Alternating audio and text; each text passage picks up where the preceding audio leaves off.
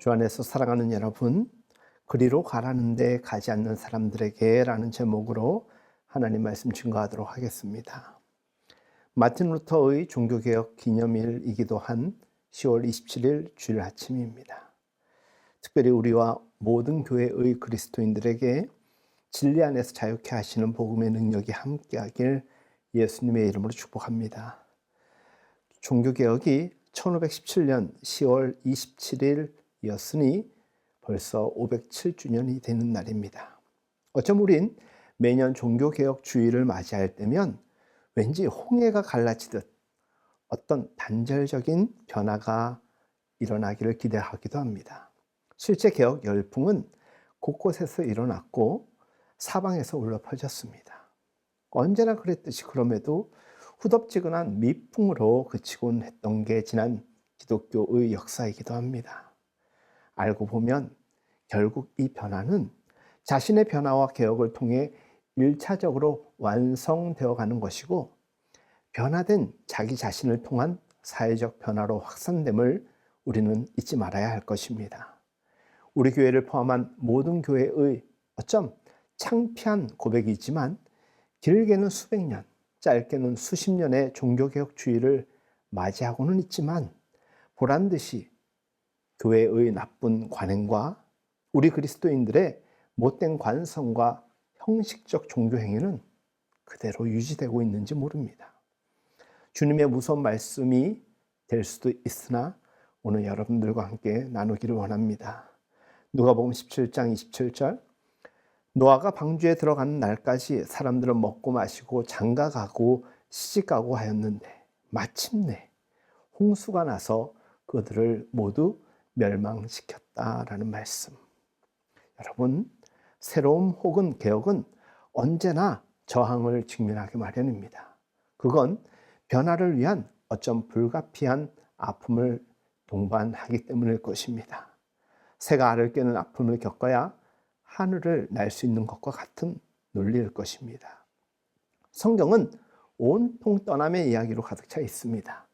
성경에서의 떠남이라는 주제는 부름을 통한 변화와 도전으로 이어지곤 합니다. 아담과 하와는 에덴에서 쫓겨났습니다. 아브라함, 이삭, 야곱, 요셉은 늘 낯선 세계 속으로 들어가야만 했습니다. 애굽에서 살던 히브리인들 또한 그러하였습니다. 가나안에 이르기 위해서 광야로 들어가야만 했습니다. 그 단조롭고 불편하고 어쩜 막막하고 두려운 장소에서 그들은 이집트 땅, 거기서 고기 가마 곁에 앉아서 배불리 음식을 먹던 그때에 죽었더라면 더 좋았을 것이라고 투덜거리지 않았습니까? 어떤 순간 열정에 불타올라 변화를 시도하긴 하지만 이내 한멸에 빠져드는 그와 같은 시간과 상황, 그런 우리들 얼마나 많이 기억됩니까? 변화는 한순간에 이루어지지 않습니다. 끈질기게 간행과 싸워야 하기 때문이지요. 그 과정은 어쩜 매우 힘겹고 지루하기까지 합니다. 그것을 견딜 힘이 없을 때 사람들은 이내 곤태에 빠지곤 합니다. 변화가 혁명보다 훨씬 더 어렵다고 말하는 것은 바로 그 때문일 것입니다. 하나님의 부르심을 받은 사람들을 생각해 보고자 합니다. 하나님이 부르셨을 때 사람들은 어쩜 다 주저했습니다. 모세도 그렇고 기드온도 그렇고 예레미야도 마찬가지입니다. 하나님의 일꾼으로 부르심을 받는다라는 것은 어쩜 영광스러운 일이지만 그것은 동시에 두려운 일이기 때문입니다. 자기 삶의 주도권을 하나님께 넘겨드리는 일이기 때문입니다. 디베랴 바닷가에서 베드로에게 하신 주님의 말씀은 특별한 부르심 앞에 선 모든 이들의 운명을 잘 보여줍니다. 요한복음 21장 18절 말씀을 읽어드립니다. 너가 젊어서는 스스로 띠를 띠고 내가 가고 싶은 곳을 다녔으나 내가 늙어서는 남들이 내 팔을 벌릴 것이고 너를 묶어서 내가 바라지 않는 곳으로 너를 끌고 갈 것이다. 예레미야는 하나님의 말씀을 전파하다가 겪은 온갖 시련을 떠올리며 하나님을 향하여 원망의 말을 이렇게 던집니다. 예레미야서 20장에 기록된 말씀입니다. 주님께서 나를 속이셨으므로 내가 주님께 속았습니다. 주님께서는 나보다 더 강하셔서 나를 이기셨으므로 내가 조롱거리가 되니 사람들이 날마다 나를 조롱합니다. 오죽하면 이런 탄식을 하였겠습니까? 사람들은 그리하여 하나님의 살아있는 말씀을 부담이 되는 말씀이라고 합니다. 예레미야 23절에 기록된 말씀이죠. 자기들을 불편하게 하는 말씀이기 때문입니다. 자기 속으로 구부러진 존재인 우리는 끊임없는 욕망을 따라 살아가고 싶어 하지만 하나님은 그래서는 안 된다라고 우리에게 늘 말씀하시곤 합니다. 늘 말씀을 따라 성과 배려, 이해의 삶을 살라고 우리를 독촉하지요. 사람들이 듣고 싶은 말을 하는 것은 쉽습니다. 그러나 듣기 싫어하는 말을 하기란 여간 어려운 일이 아닙니다. 그래서 하나님의 부르심을 받은 이들은 마지못해 그 일을 받아들일 때도 참 많습니다. 마지못해 소명을 받아들인 예언자라는 말은 불경한 듯 싶지만 참 솔직한 우리의 고백 아니겠습니까?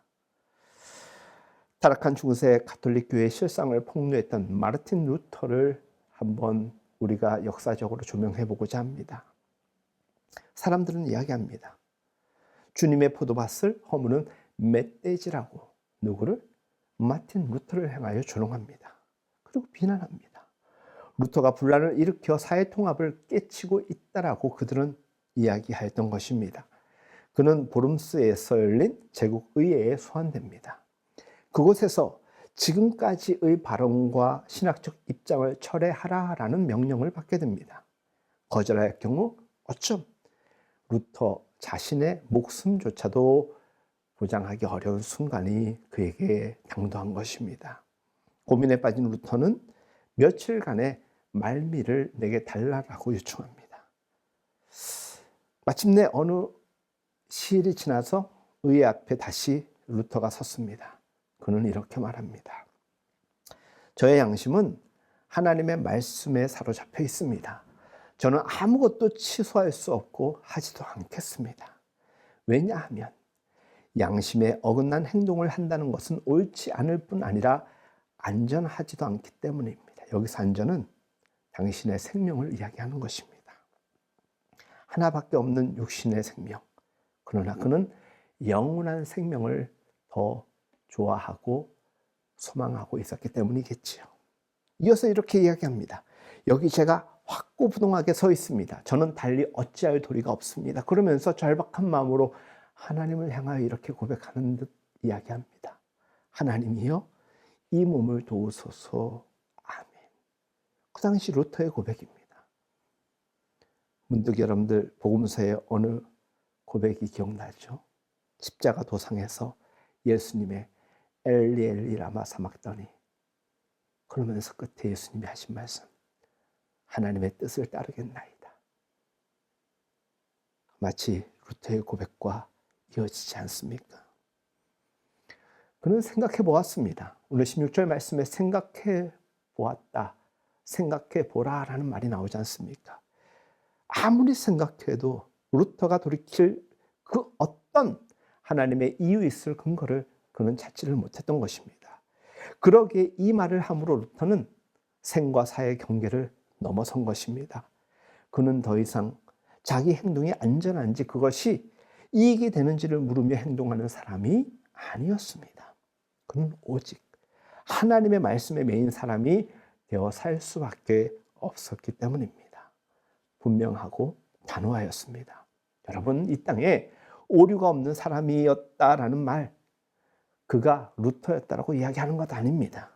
그도 사는 동안 얼마나 많은 오류에 휩싸여 있었겠습니까? 어떤 사람도 모든 시대에 통용할 만한 영원한 철학을 가지고 살 수는 없습니다. 자기도 오류를 범할 수 있다는 사실을 인정하는 것이 어쩜 계몽된 사람의 모습일 것입니다. 그는 깊은 말씀 묵상에서 반복되는 기도의 자리에서 더 확고해져 감을 느꼈던 것 같습니다. 그래서 그는 생각할 말미를 달라고 이야기하였고 다시 선 그 보름스 의회 앞에서 자기의 생각은 확고부동하다라고 이야기할 수 있었던 것입니다. 롤런트 베니턴은 미국에서 공산주의를 색출하는 메카시 선풍이 불던 시기에 마르틴 루터라는 기념비적인 책을 써내렸습니다. 메카시 선풍은 나는 옳고 너는 그르다라는 이 근본주의적 신념을 바탕으로 하여 나타난 현상이지요. 론드는 그 책에서 마르틴 루터가 보인 두 가지의 모습, 두 가지의 마음의 이상한 특이한 점을 이야기합니다. 하나는 루터가 그의 양심의 이름으로 교회와 국가에 도전하였다라는 것입니다. 거침없이. 다른 하나는 그가 자신의 입장을 밝힌 다음에도 그것을 얼마든지 다시 생각하려고 노력하였다라는 점을 그는 이야기합니다. 여러분, 결단을 요청받는 순간 단호한 입장을 취하면서도 그 문제를 전적으로 재검토하면서 자신이 납득하도록 했다는 것입니다. 여러분, 루터가 어떤 말미에 고민을 했겠습니까? 자기가 했던 말들, 그리고 신학적 입장을 철회한다라는 것, 그것을 두고 이것이 유불리를 따져서 자기의 생명을 보존받을 수 있는 것인가? 아니면 이것을 어떻게 해야 되는가? 그 고민을 했겠습니까? 저는 아닙니다. 루터는 자기의 안위의 문제를 두고 고민한 것이 아니라 자기가 했던 그 말이 정말 진리에 입각하고 하나님의 뜻에 합당한가에 대한 고민을 하였던 시간을 가졌던 것 같습니다. 그러니 더 분명했지요. 그러니 더 확고부동해져서 그는 자기가 취할 수 있는 그 어떤 것이 없었다라고 이야기하였던 것입니다. 여러분, 이것이 성숙한 사람의 태도가 아니겠습니까? 과도한 자기 확신에 사로잡힌 사람은 어쩌면 위험한 사람일 수 있습니다. 그들은 마치 제동장치가 작동하지 않는 기차와 같은 것입니다. 하나님의 마음에서 멀어진 채 그저 자기 좋을 대로 살던 백성들에게 하나님이 오늘 우리가 읽은 본문을 말씀하고 계십니다. 나 주가 말한다. 나는 너희에게 말한다. 가던 길을 멈추어 서서 살펴보고 옛길이 어딘지, 가장 좋은 길이 어딘지 물어보고 그 길로 가라 라고 말씀하십니다. 분명 하나님은 그리로 가라 라고 말씀하셨습니다. 제발 좀 멈추고 지금 어디에 있는지, 잘 가고 있는지 생각해 보자라고 제안하였던 것입니다. 그런데 너무 속도감에 취해 멈춰설 수 없는 이들이 그때나 지금이나 얼마나 많은지 모릅니다. 멈출 줄 모르는 것이 어쩜 삶의 병통일 수 있습니다. 멈추는 순간 누군가 나를 추월하여 갈지 모른다라는 이와 같은 강박관념 때문에 우리는 지쳤으면서도 순간 안간힘을 부려가며 또 다시 달려들곤 합니다. 여러분, 육상 경기라면 그게 맞을지 모르지만 삶의 여정에 관련된 문제라면 상황은 다른 것입니다. 히브리의 저자는 이렇게 이야기하죠. 빠르다고 해서 달리기에서 이기는 것이 아니며 용사라고 해서 전쟁에서 이기는 것도 아니더라. 여러분, 너무나도 잘 알고 계시지만 빠르기보다 더 중요한 것은 방향입니다. 방향을 잃어버린 빠름은 그 속도는 오히려 독이 될 수가 있는 것입니다. 높은 산에 올라가 본 적이 있는 이들은 다 알 것입니다. 멀리서 바라보면 오르려는 산봉우리가 뚜렷하게 보이지만 계곡에 들어서면 정상이 시야에 가려서 사라지곤 하지요. 낮은 봉우리들이 시선을 차단하고 있기 때문입니다. 그렇기에 가끔은 멈춰서서 방향을 가늠할 수 있어야 합니다. 그것을 오늘 16절은 생각해 보라는 것입니다. 우리가 지금 어떤 삶을 살고 있는지, 잘 가고 있는지 오늘 우리들에게도 생각해 보라는 것입니다. 그래서 가라는 곳을 향하여서 방향이 수정이 필요하면 수정하라는 것이고 잘 가고 있다라면 더 힘을 내라는 것이고 17절 말씀에 우리를 도울 도움자를 보내주셨으니 그의 말을 들을 줄도 알아야 한다라고 우리에게 일러주고 있는 것이기도 합니다. 사랑하는 여러분, 지도와 나침판은 매우 유용한 도구입니다. 인생의 과정 또한 똑같습니다. 가던 길을 멈추어서 잘 살펴보고 가장 좋은 길이 어딘지 묻고 또 물어야 합니다. 16절 말씀이 바로 그 의미인 것입니다. 우리가 예배를 드리는 것은 하나님께 마땅히 걸어야 할 길을 여쭈어 보는 어쩜 반복적인 과정일 수 있습니다. 그러나 사람들은 하나님이 가리키시는 방향을 내다보면서도 그 길을 걸으려 하지 않습니다. 다른 길이 그 길보다 훨씬 더 매력적으로 보이기 때문 아니겠습니까? 그래서 17절 말씀대로 하나님께서는 파수꾼을 세워서 경고의 나팔을 울리도록 하셨던 것입니다. 그러나 사람들은 그 소리조차 무시했습니다. 그 소리를 귀담아 들으라 이르렀지만 귀담아 듣지 않겠다라고 작정한 듯이 이야기하지요. 마치 우리의 모습이기도 합니다. 그 소리를 무시한 것은 무엇 때문이겠습니까? 자기 욕망을 거스르는 소리로 들렸기 때문이겠지요. 그런 이들이 드러내는 삶의 모습을 예레미야는 아주 적나라하게 폭로하고 있습니다. 13절에서 14절 말씀. 힘 있는 자든 힘 없는 자든 모두가 자기 입속만을 채우며 사기를 쳐서 재산을 모았다. 예언자와 제사장까지도 모두 한결같이 백성을 속였다. 백성이 상처를 입어 앓고 있을 때 괜찮다, 괜찮다 하고 말하지만 괜찮기는 어디가 괜찮더냐. 하나님의 말씀도 귀담아 듣지 않고 율법도 무시하는 이들을 기다리고 있는 것은 재앙입니다. 하나님은 선민이라고 자부심을 품고 살면서도 한사코 하나님의 뜻을 밀어쳐내는 이들을 결국 벌하실 수밖에 없습니다. 하나님은 스바에서 들여오는 향이나 먼 땅에서 가져오는 향료의 마음을 뺏기지 않으시는 분이십니다. 사람들이 바치는 번제물이나 온갖 희생제물을 싫어하시기까지 합니다. 저는 말라기를 통해 주시는 말씀을 아주 크게 두려움으로 떠올리곤 합니다. 말라기서 1장 10절 너희 가운데서라도 누가 성전문을 닫아 걸어서 너희들이 내 제단에 헛된 불을 피우지 못하게 하면 좋겠다. 나는 너희들이 싫다. 나 만군의 주가 말한다. 너희가 바치는 제물도 이제 나는 받지 않겠다. 여러분, 종교가 타락하면 악취가 납니다. 코로나19 이후 시대의 교회에 대한 논의가 아주 활발하게 펼쳐졌습니다. 그리고 교회는 이내 정상을 찾았습니다. 분주하게 무언가를 준비하고 진행하는 그러한 움직임들이 여전합니다. 하지만 교회를 회복하는 것도 중요하지만 우선적으로 교회가 그리스도의 몸이라는 근본적 사실을 잊지 않는 것이 더 중요하지 않겠습니까? 코로나19는 어쩜 하나님께서 우리 앞에 밝히신 멈춤 신호라는 생각을 신앙적으로 해보곤 합니다. 우리 앞에 더 이상 파란불이 아니라 빨간불을 켜고 생각해 보라는 것입니다. 잘 가고 있는지 정확한지 짚어보자 라고 말씀하고 계시는 것입니다. 비탈길을 내달리는 돼지떼처럼 몰약을 향해 질주하는 인간 문명에 대한 멈춤 신호인 동시에 십자가 정신을 잃어버린 채 자본주의 세상에 동화되어 버린 것처럼 보이는 교회에 대한 멈춤 신호인 것입니다. 지금은 정말 질주를 멈추고 깊이 성찰하고 가장 좋은 길이 어딘지를 여쭤보고 단호하게 그 길을 택해야 할 때이기도 합니다. 이 기회마저 놓친다면 하나님께서 촛대를 영원히 옮기실 수도 있는 것 아니겠습니까? 종교개혁주의를 맞이하여서 저는 예수님이야말로 정말 진정한 개혁자셨다라고 생각합니다.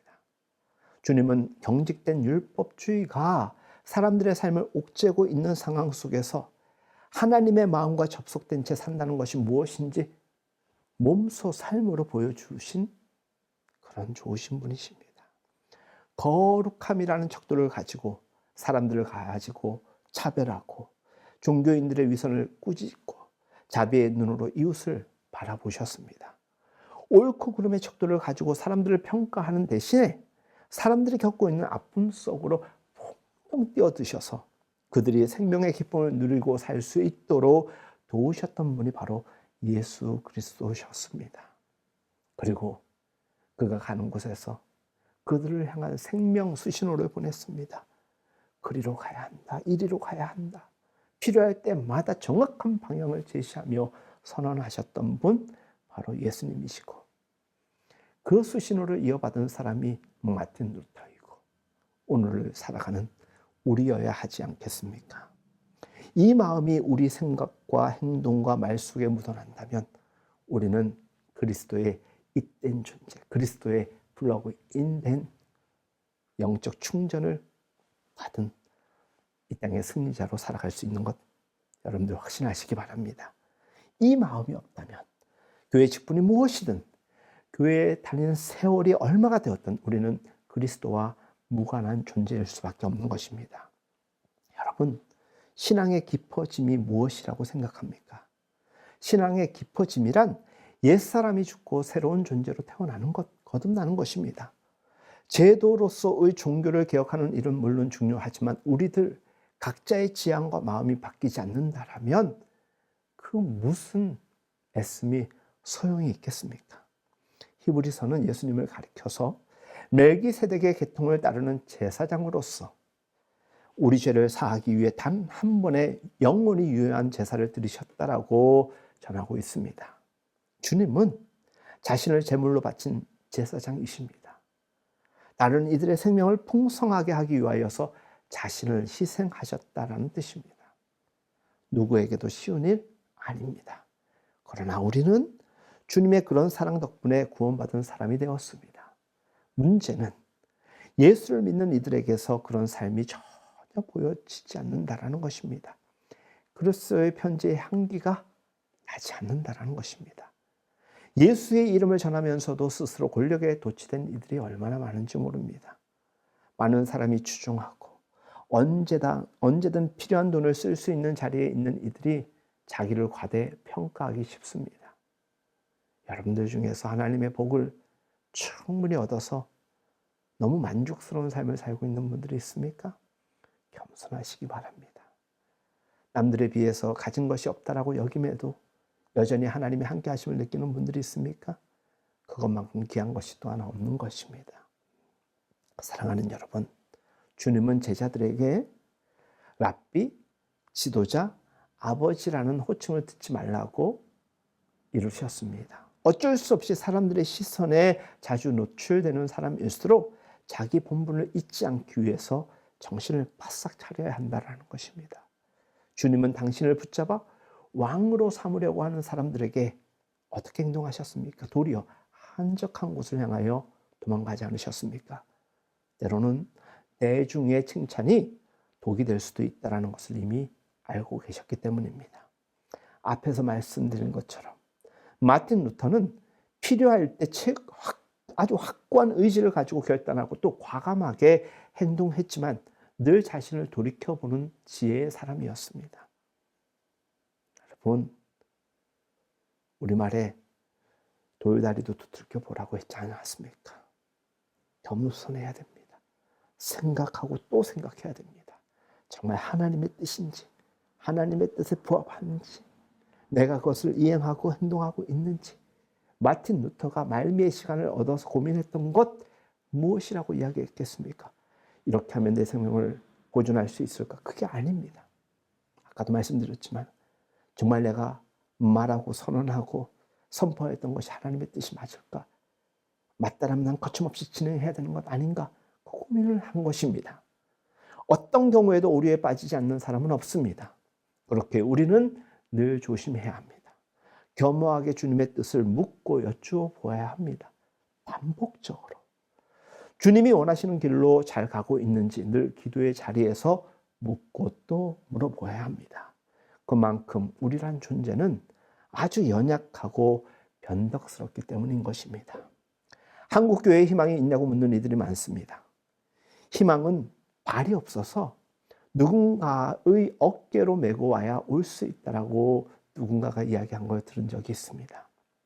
희망은 예수님의 마음으로 사람과 세상을 대하는 이들을 통하여 이 세상에 유입되는 것입니다. 그리고 그들을 통하여 흘러가는 것입니다. 희망이 있냐라고 묻는 이들에게 우리는 말해야 됩니다. 그러기에 당신과 나, 우리가 그들의 희망이 되어야 할 그리스도인이라고 말할 수 있어야 합니다. 주 안에서 사랑하는 여러분, 주님이 가라는 대로 가는 우리가 되기를 바랍니다. 설령 가지 말아야 할 길을 가고 있더라도 주님이 우리를 더러 그리로 가라시면 부디 그리로 방향 전환할 수 있기를 기도합니다. 우리가 정말 구주와 복음 안에 거하는 진리의 사람이라면 그리로 가라는 데 가지 않는 어리석은 자는 되지 말아야 할 것입니다. 그 지혜와 분별력과 용기 있는 행함이 종교개혁주의를 맞아서 다시금 결단되고 고박되어질 수 있는 우리 모두가 되기를 예수님의 이름으로 축복합니다.